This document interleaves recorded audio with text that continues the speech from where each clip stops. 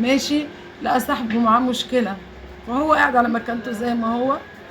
راح اللي هو اللي كان بيتخانق مع الدريبل ده، صاحب الدريبل ده صاحب ابني، فبيحاول يعني يحوش عنه لان كتير قوي كان منمومين عليه، فقعد على مكانته بيحوش، راح طعنها له في قلبه على طول، جت في قلبه في ثانيه واحده، فاترمى، مسك مكانته راح واقع، المكنه وقعت عليه، كل ده محدش شايفه، محدش حاسس بيه، كله حاسب بتاع الدريفل لما ضرب، لان لما طلعها من قلب محمد راح ضارب بيها عامل الدريفل، فالتاني وقع جنب ابني، الاتنين وقعوا جنب بعض، فالكل لحق عامل الدريفل، سابه محمد زي ما هو.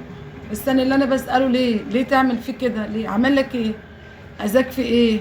طب حرمتني منه ليه؟ ما عملكش حاجه ولا تعرفك ولا يعرفوا بعض، ما يعرفوش، مفيش بينهم اي معرفه ولا ما اي فيش شغل اي ولا اي حاجه حاجه. تربطهم ببعض محمد خالص؟ ابني كانش يعرف، الناس كلها كويسه، هم الناس كلها كانت كويسه معاه،